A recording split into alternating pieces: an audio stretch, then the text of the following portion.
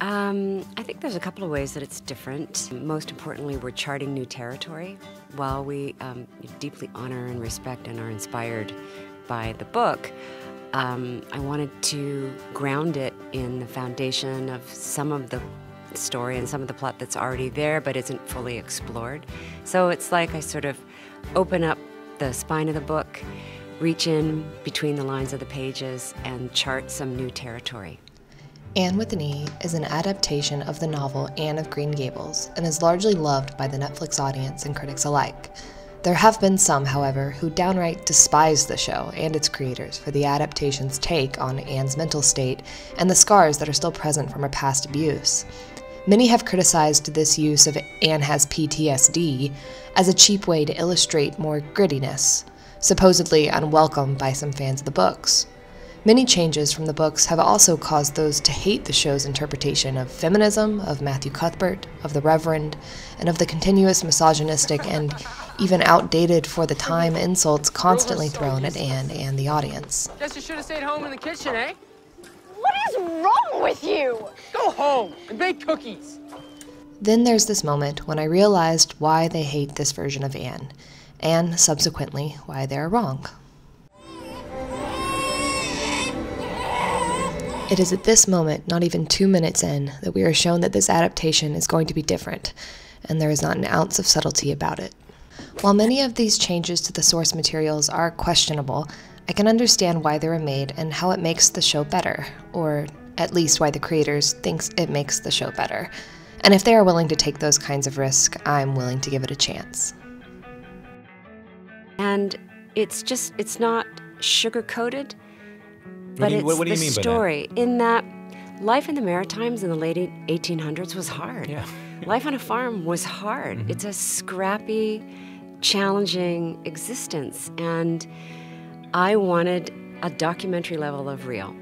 So that's what I mean by that, that the mud is muddy, the rain is wet, they tend to the farm animals on our Green Gables farm, and nothing is new, nothing has changed in that house for 100 years.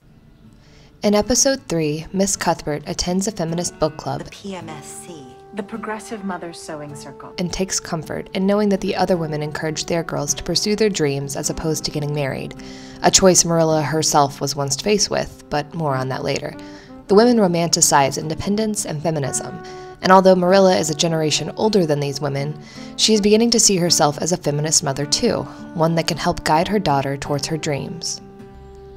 This character's journey hits a wall, however, when Marilla finds out that Anne's past will likely always get in the way of propriety. I cannot bear to think of her spewing such filth. That conformity is out of the question for Anne. The women refuse to have Anne or Marilla play a part in their lives, and this is when Marilla is faced with a choice. A girl of her tender age, she ought to know such things. With Matthew's help, Marilla decides that this is not Anne's fault, and confronts Mrs. Andrews in one of my favorite scenes in the show.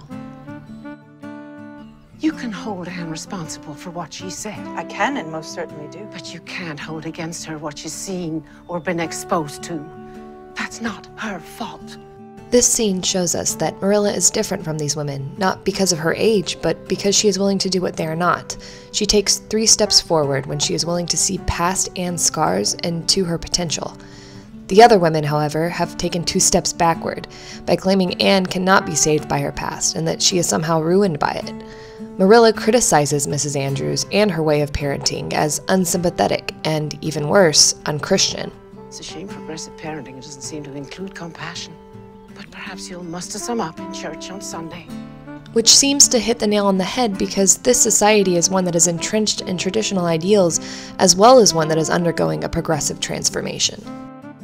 I mean, you can make a whole person. Where's the shame in that?